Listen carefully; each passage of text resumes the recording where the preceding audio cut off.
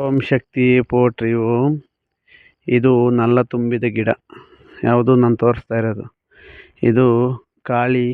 ಈ ಕಾಯಿಗಳು ಕಾಳಿಕೆ ದೀಪ ಅಣಿಸ್ತಾರೆ, ದೃಷ್ಟಿ ಹೊಡಿತಾರೆ. ನಲ್ಲ ತುಂಬಿದ ಗಿಡ. ಇದು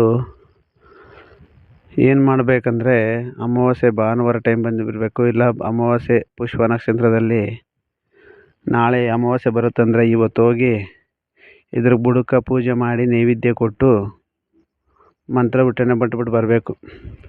ಮಂತ್ರ ಅಂದರೆ ನಿಮ್ಗೆ ಮಂತ್ರ ಬಂದರೆ ಮಂತ್ರ ಪಠನೆ ಮಾಡಿ. ಇಲ್ಲಾಂದರೆ ಪ್ರಕೃತಿ ವಿದ್ಯೆ, ಭೂಮಿ, ಆಕಾಶ, ವಾಯು, ಅಗ್ನಿ, ನೀರು, ಈ 3 ಸಂಕಲ್ಪ ಮಾಡಿಕೊಂಡು ಈ ಗಿಡದ ಹತ್ರಕ್ಕೆ ಹೋಗ್ಬಿಟ್ಟು ನೀನು ಸರ್ವಶಕ್ತಿನ ಹತ್ರ ಮಾಡ್ಕೊ.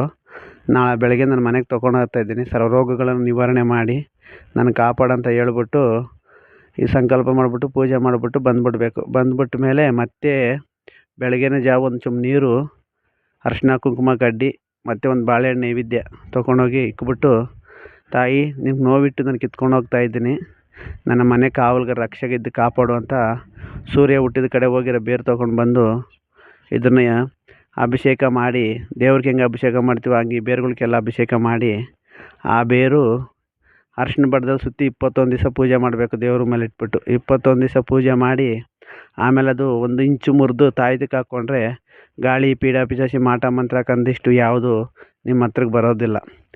ಮತ್ತು ಮನೇಲಿ ಕಟ್ಟರೆ ಮನೆ ರಕ್ಷೆಯಾಗಿರುತ್ತೆ ಅಂತ ಇದು ಗಿಡ ತೋರಿಸ್ತಾ ಇದ್ದೀನಿ. ಈ ಗಿಡ ನೋಡ್ರಿ ಚೆನ್ನಾಗಿ. ಇದು ನಲ್ಲ ತುಂಬಿದ ಗಿಡ ಅಂತಾರೆ. ಓಂ